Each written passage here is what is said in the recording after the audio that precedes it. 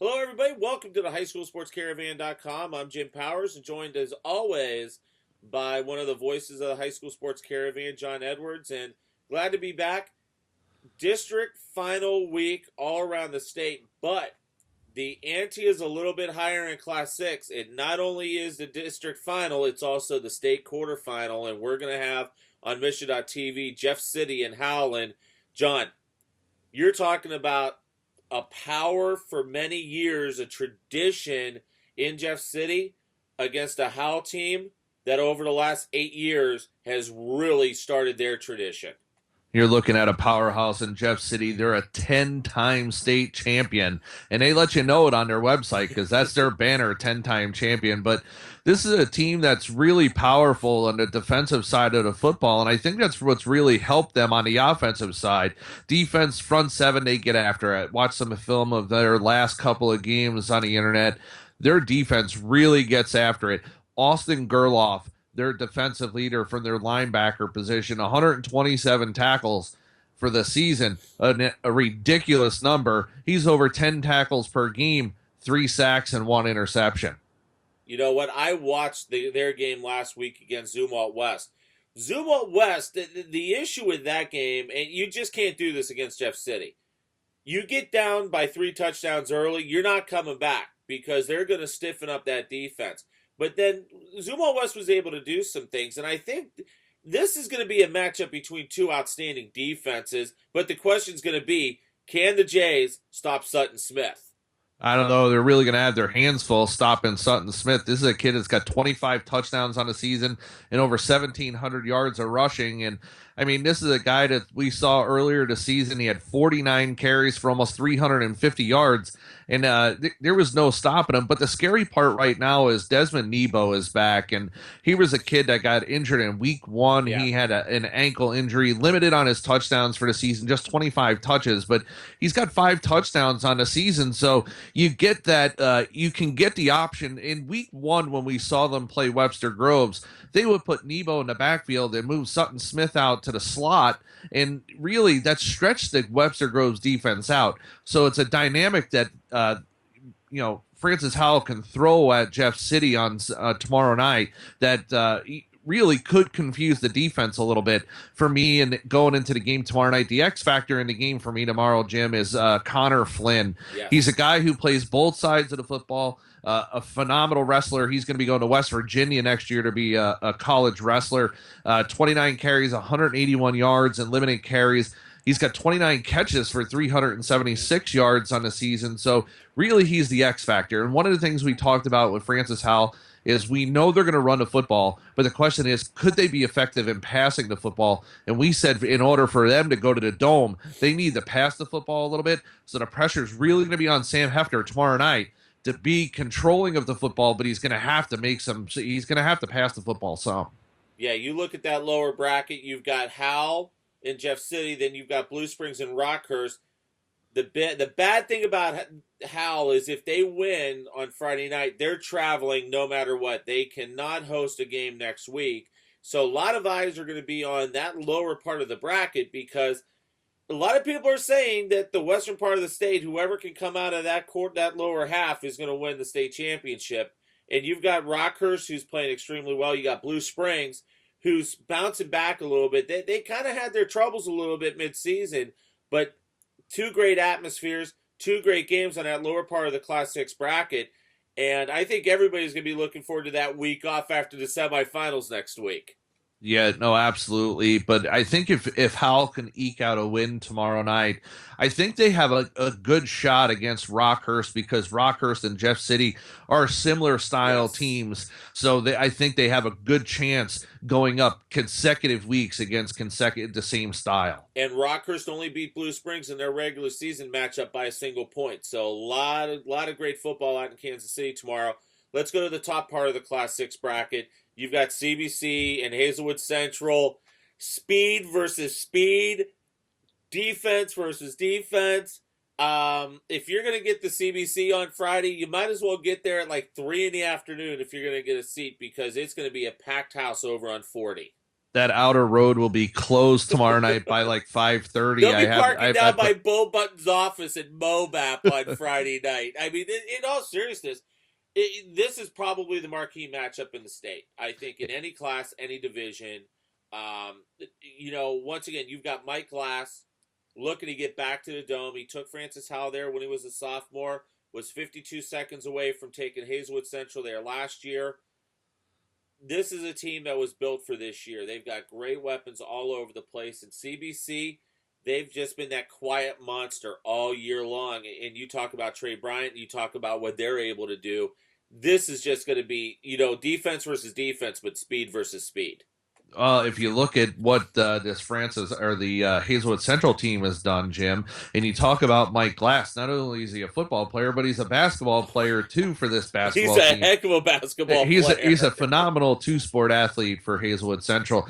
2,100 yards for the season and over 2,100 yards passing for the season, 17 touchdowns and just 3 interceptions.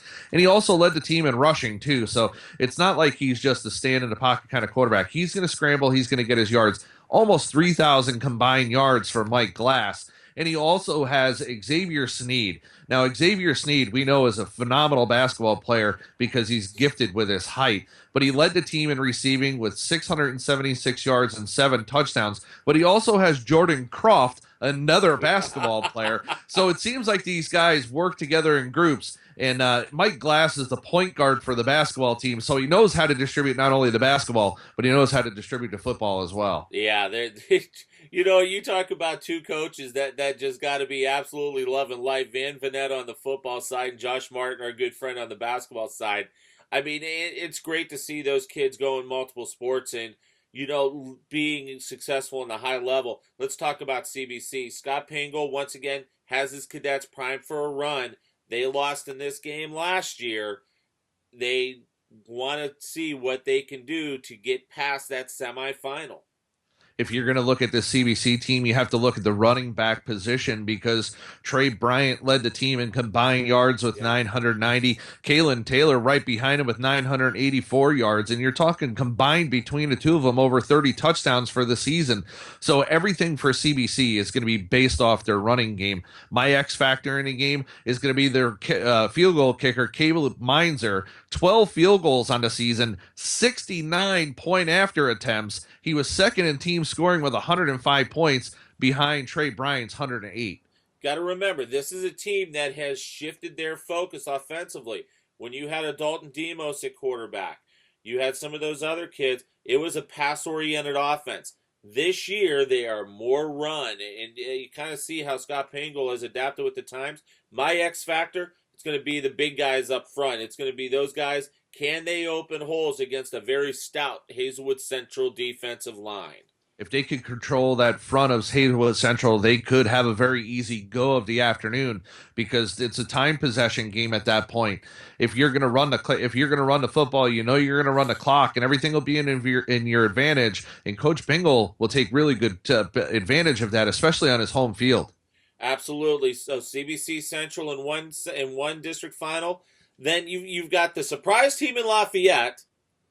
Kirkwood, we knew would probably get there. Now, here's a great stat for you, and our good friend Bill Gunn from Most Sports sent me this morning.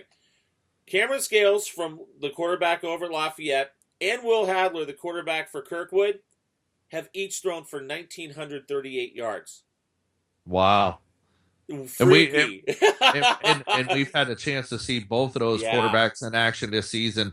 But if we know what you're getting out of Kirkwood, you're going to get a good quarterback. You're going to get a really good running back out of Robert Columbus. So you're going to be keen on the running game. The only problem with this Lafayette team is they've got another dynamic to their football team in the tight end in Brendan Scales. Yeah. Who's, this is a kid who really plays a true tight end position. And every once in a while, he'll run the Wildcat out of the backfield. So they do a little different stuff. It was a surprise they beat Eureka last week. But then again, if you look at what happened in week 1 of the season, it was a 17-14 football game. So really, it's no surprise that if you get them the second time in a season, you're going to go back and see what you did right. And they really did, and they executed well in that game last week. Yeah, they did a fantastic job talking to some folks that were at that game. They just said, Lafayette came in with the attitude, hey, we got nothing to lose. Everybody was betting against them. Everybody across the state, went all in on Eureka. And, we were kind of the same way. We really thought we were going to see Kirkwood and Eureka in the district final. And that's a Boyd Manning team. This is a team that people counted them out all year long. You look at that schedule, though, to open the season, and this is where I think it built Lafayette for this run. You open up with Eureka, you play Hazelwood Central, you play Kirkwood. That's going to get the blood flowing a little bit, and that's going to make those young kids that Boyd Manning has grow up, and I think that's exactly what has happened with the Lancers, and especially Cameron Scales, Brendan Scales. Those kids have really taken leadership roles and really pushed the Lancers into this district final game tomorrow night. We saw that Kirkwood blew them out in the game that was postponed because of the weather delay. They had to push the game back to Saturday morning, and really the turnaround time wasn't to the advantage of Lafayette, despite the fact that they sat around for 2.5 hours to wait for the game to be decided, to be called. Then they had to get back on the buses. It was 10 o'clock by the time they got on the buses, and they probably got home. It was after 11. Oh yeah, they had to be back at Kirkwood to play the game again. The game started at 9:30 in the morning, so they were back up on short time anyway. So look for this game to maybe be a little closer tomorrow night than it was the first time around. absolutely. So there's your Class 6 brackets. And once again, when you kind of look at the grand scheme of things, Kirkwood's in the same boat as Howell is. Kirkwood cannot host next week just because of amount of home games and the bracketing and all that stuff. So, kind of going to be interesting to see where things shake out for next week. Let's go down to the lower classes. And let's real quick talk about the feel-good story of the playoffs. They're right here at our side of town in the South City area. Bishop DeBerg, in a pinball Madden-esque type game, beats Soldan last week 56-50. They advance in Class 3. What a great job Dan Borkowski has done with the Cavaliers.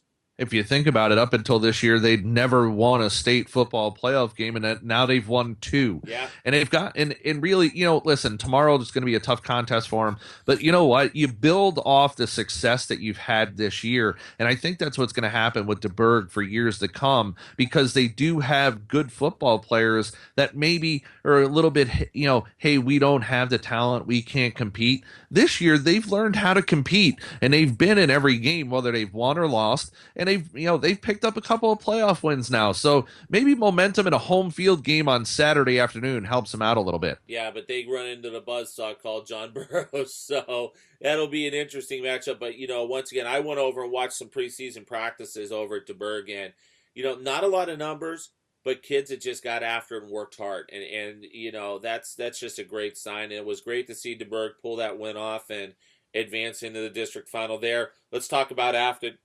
I've seen them, you've seen them. They continue the roll. Miller Career gets upset by Gateway. This is going to be a very interesting matchup tomorrow night at Afton. Got to remember, though, on the grass. Gateway plays on the turf. You're now playing on the grass, and we've had a lot of rain this week. You know what? Believe it or not, when we were at that game last Friday night over at Afton, the field conditions at Afton were actually really good. Todd Schumacher and I took a chance. We had an opportunity to walk the field, and believe it or not, for the end of October, that field was in really good condition. Not very many holes, and there was still a lot of grass left in the middle of the field, only to the advantage of the home team, Afton. Jordan Siegel, 1,300 yards plus rushing for the season, 25 touchdowns. And last week when we saw them, Jim, he was taking 6-7 yards at a clip. And that offensive line for Afton really had a lot of push last Friday night. And they manhandled the opposition in Lutheran South. But they were also playing a Lutheran South team that was pretty much a mash unit at this point. They had lost some of their top players. Yeah. So that was unfortunately. But you know what? Give Gateway STEM you got to tip your cap to them. They beat a Miller Career Academy who we thought was going to beat Gateway STEM. They win 7-6. Dominique Holman for their season, their quarterback, 1,300 yards plus, 13 touchdowns. The only problem is He likes to turn the ball over. He's got 6 INT, or check that. That's Antonio Cunningham for the season, 10 touchdowns, 6 interceptions. So you got to be careful. Dominique Coleman is their running back who had 13 touchdowns on the season. He had 1,300 plus yards in running for the season. So it's a battle of two running teams. Afton, I think, will wear them down because their offensive line just pushes everybody backwards. They've been able to manhandle that, their district so far by pushing that line back. Now, if they continue to advance, they're going to have their hands full because eventually they might have to run up against, well, who else? Webb City. Well, yeah, and that's, you look at that Class 4 bracket, it's Webb City will get pushed this week. They get Carl Junction, matchup of the number 1 and number 3 teams in the state. So that'll be a fun matchup over on that other side of the bracket. But, you look at Class 4, you've got Afton and you've got Gateway, you've got Borgia and Westminster in a rematch game. It's just some fun stuff there. And real quick, John, before we let you go, let's talk about Class 5. I think the marquee game in the area is Webster and Ladue Friday night at Moss. That's just going to be a fantastic matchup. Listen, the home field advantage in the playoffs is always key. Webster Groves has really turned their, well, I mean, I can't say they turned their season around because an early season blowout to Francis Howell, but they've really done a nice job all season under Cliff Ice, and they've really kind of righted the ship, and they've been very, very steady. But you know what? We look at the Ladue team, and we've seen them earlier this season. They're a really nice, solid football team, and they too are a very sound, fundamental team. And I expect a really good game between the two. I wouldn't be surprised if Ladue wins, though. Yeah, but you know what, though? You look at the scenario in that upper part of that bracket in Class 5. I saw the Jackson-Oakville game last week. I'm telling you right now, that may go down as one of the best games that I've seen on the high school side in many years, and it was a shame it came down to a bad snap fumble for Oakville to end their season. I think Jackson's vulnerable. Be careful for Vianney going into the pit tomorrow night. If Vianney's playing on all cylinders, Vianney could sneak up and knock out Jackson, and Jackson's going to be without their leading running back and their best player who got hurt last week. Not sure if he was going to be cleared to play. It was concussion. So it's going to be interesting. But you look at that top part of the bracket, Jackson, Vianney, Webster, Ladue. Class 5 could get very interesting on this side of the state after this Friday night. We talked all season long about, hey, when was the St. Louis side of the state going to come back when it comes to high school football? I think it's back because we have in almost all classes now some representative at this point as the season continues to shake out. We're still a few more weeks away from getting to downtown St. Louis for the Show Me Bowl, but there's opportunity for several teams. It's a shame there's going to be teams that'll come into this week and still be undefeated and potentially could go home after tonight or tomorrow night and have get knocked off on their season. Same at Class 5. So the matchup with Jackson and Vianney is going to be a good one. We saw them play earlier this season. Jackson got out to a big lead, 32-0.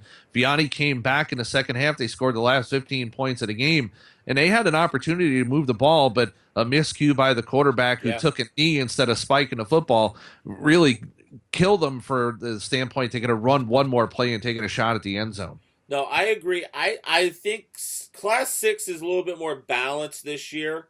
I still think Fort Osage out in the Kansas City area, and they're gonna have a couple matchups. They're gonna have to play Winnetonka, who's been really good as of late. Also gonna have to dodge another landmine in that upper part of the bracket. But Fort Osage is very talented. They may be the cream of the crop in Class 5, but I think the St. Louis side is getting a lot closer. I think we're getting back to where we were a couple years ago, maybe 4 years ago, when our good friend Rich Nixon had Central, winning a couple back-to-back state championships in 6. I think we're getting to that point. So we'll have to wait and see, though. A lot of football left to be played here in the next 3 weeks. A lot of football, but you know what? Let's not sleep on tomorrow night because once we get to tomorrow, things for a lot of teams are going to be a lot more clear starting tomorrow. For a lot of teams, the next season might not start till after tomorrow if they get past tomorrow. And here's the thing, too, John. Tomorrow night is going to probably be the coldest that we've had football-wise. They're talking temperatures at game time around 39 degrees, temperatures dropping all throughout the night. Going to be interesting to see ball control, how the kids handle it. At least there's going to be no rain in the forecast right now. No rain, and some of those heavy hitting teams will they'll feel the hit a little bit more when the temperature is a little bit more cold. Be a little stinging going on there tomorrow night. John, you and Todd Schumacher will be on the call from Issue.tv tomorrow night from Francis Howell with Jeff City and Howell. Have a good one, my friend. Looking forward to it.